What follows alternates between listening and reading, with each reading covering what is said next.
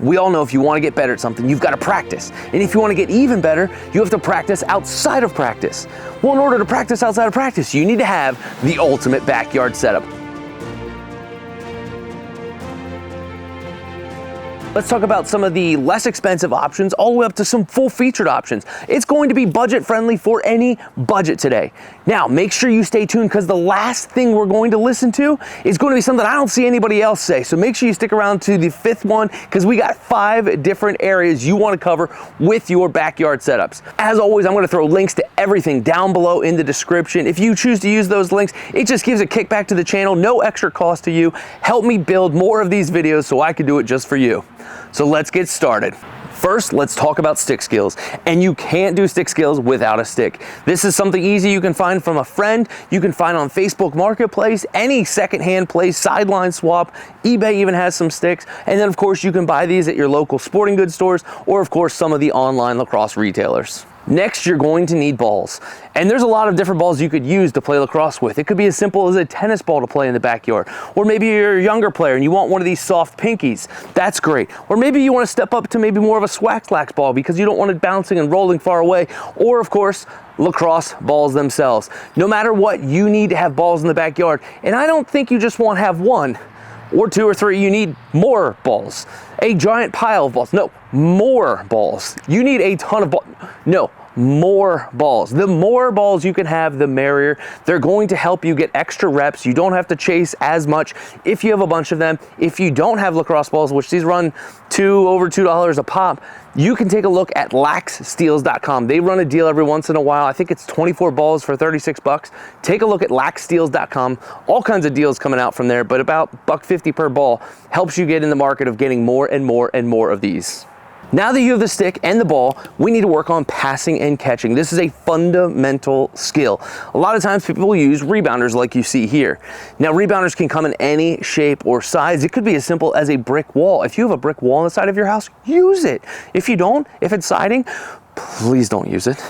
But you can use a rebounder something like this. These are anywhere up to $200 or so. You can find a bunch of them on Amazon, but if you don't want to go that route, you can start with something a little bit more inexpensive, like a trampoline, like this. It's about $40 online, and you can use it the same way. It will bounce the ball back.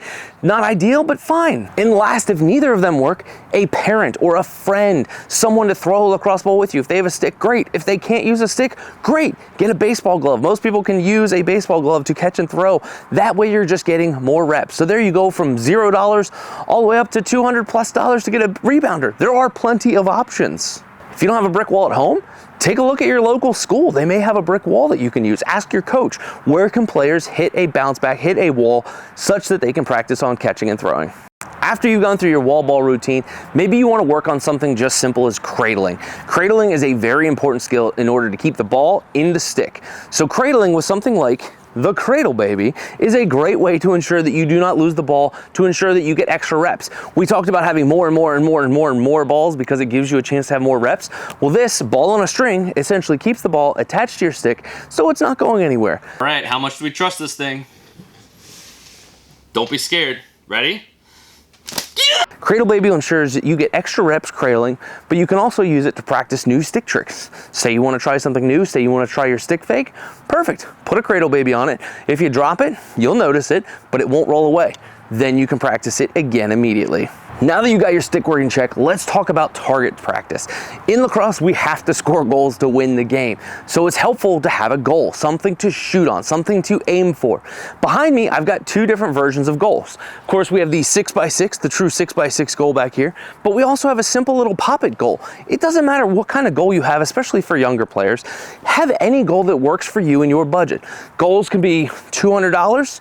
Little pop-it goal can be about $40. And what I love about this, it's perfect for young kids. You can play soccer, field hockey, lacrosse, doesn't matter what it is. There's 4x4 goals, 6x6 goals, goals that just pop up, goals that are a little bit more secure. This one folds in half. There's $200+ goals that are collegiate level goals that are heavy and hard to move around. Whatever works for you and your budget, and especially if you want it to be portable, it helps to have something that you can simply just pop and move. Next up is the backstop net. You can see one just behind my goal here. It extends the perimeter of basically stopping the ball with a net so it doesn't go too far. Most importantly, if you're shooting towards a direction of houses, vehicles, something of importance, it's good to have one of these backstop nets just to keep everything safe and insurance out of your hair.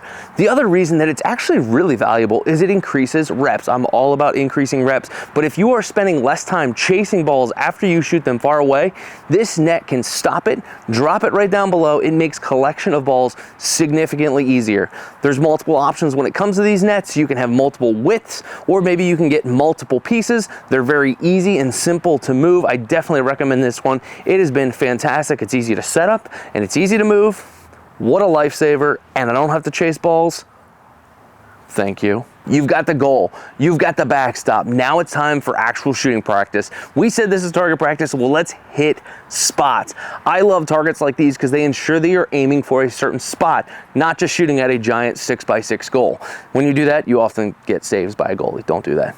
Aim for a spot. You can get great targets like this ECD shooting target, which gives you a really nice feedback sound when you hit it.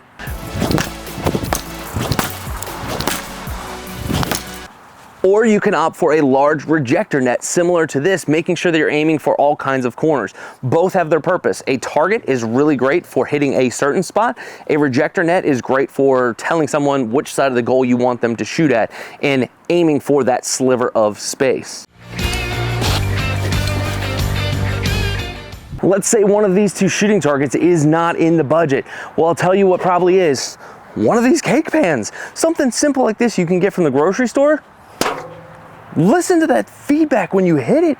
This is an inexpensive way to create a shooting target. Just poke a hole in it, tie a string on the net, and boom, you've got yourself a shooting target. One of the things I love to complement targets is a speed radar. What's awesome about this is when you're shooting for those targets, now you're actually going to be shooting with some pace because you want to beat the number. You want to beat what comes up. You want to see how fast you can shoot it. This thing is great at ensuring you are firing with accuracy and speed. It's also really good for conditioning. I did a video on this not long ago. You could check it out down below. Woo! 77, something's gonna break. 80, or my body. And I'll tell you what, my abs hurt for a few days because I was shooting way too hard, way too much. Or I'm just out of shape. Definitely not a have to have, but a nice to have, a portable crease. If you want to have a portable crease in your backyard, you can use something like this. It's awesome. It's very easy to move. I would say it's more for coaches. If you want a crease in your backyard, you could just simply use spray paint around the goal, take a string, spray paint around where you think the crease would be, but then it's not movable. The beauty of this, it's portable. So take it or leave it, pick your choice. Time to move on from your target shooting and turn you into an athlete. First and foremost, what we need to work on is our footwork and our agility. This is one of the easiest ways to become a better lacrosse player in a quick time. The most simplest way, a ladder. That should work pretty cool. Ladders are a pretty inexpensive way to get footwork in. These things are going to be fantastic for you. If there is one thing you want to prioritize for a few bucks, I think it's $10, $15, you can get one of these off of Amazon. Or again, you could just use spray paint in your backyard and spray paint what looks like a ladder. But getting lots of reps with a ladder is a fantastic thing. It will increase your foot speed. It will make you much more nimble on your feet. So when you're getting in and out of those dodges, or defensively, you're trying to keep up with the dodger, it'll give you lighter feet, you will move quicker, you will be a better lacrosse player. Beyond ladders, you could do similar things with agility rings or just simply cones. Putting these out in spots where you need to touch with your feet as you're going through a dodge. I like to do this repping a dodge, putting my left foot here, my right foot here, and then doing my roll dodge. This will help you set up your foot pattern so that way you get it just right. Definitely for a little bit more advanced players, there are drills, agility drills out there online. You can find plenty of them. Just simply search lacrosse agility drills. And lastly, I'm not sure exactly where else this falls, but how about the 11th man defender? Cones are great because you can dodge a cone. You know it's kind of representative of a person, but at least that inflatable, that 11th man defender, gives you a little bit more of an idea of, oh, I'm dodging against something, so I gotta put my move on here. Or you can do quick pop-off drills, bump into the 11th man, back up. Again, helping you with your footwork, helping you figure out how to get your feet set so you can play the best offense you can in that scenario. We talked about making you an athlete. We started out with the footwork. Now let's talk about strength. Things like medicine balls, kettlebells, free weights, any kind of lifting, any kind of strength and conditioning program you can find. Work with a medical professional. I'm not one to come up with a plan that fits just for you. Strength training is important. I will take strength training one step further, and I will talk about the head rock weight. What I love about this thing is it gives you lacrosse specific movement in a weighted fashion. Think donut on a lacrosse stick. This thing is perfect to give you the idea, the sense that you're holding a ball, but the ball is much more weighted than an actual ball would be. Therefore, increasing strength. Do a bunch of shooting reps with something like this. It will make you a stronger lacrosse player, strengthening the exact muscles you use when you shoot. Not just doing some sort of free weight motion. No, doing lacrosse specific motions that will get you stronger. We just talked about 4 different topics to help build that ultimate backyard. It's time for number 5, and I told you this one was gonna be a little more unique. But one thing that I don't think people do enough of is actually watching themselves. How did you make that movement? What do your mechanics look like? Do they look like how they should look like? Well, we all have something in our pocket that probably can help with that. What about bringing out your phone to the equation? Both the iPhone and Android devices have the ability to do slow motion.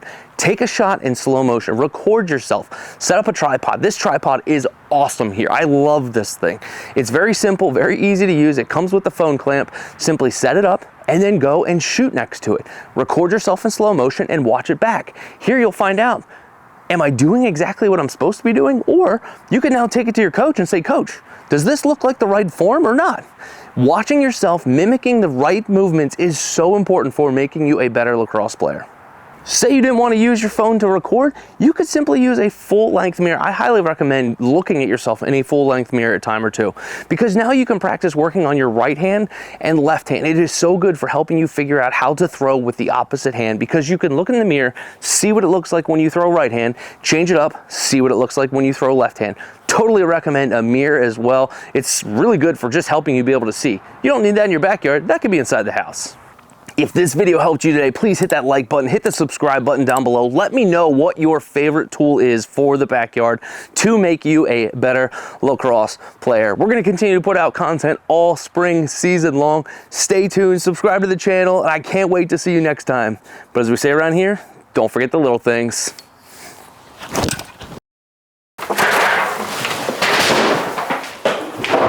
Oh boy, just made some crashies. Beyond ladders, you can do similar things with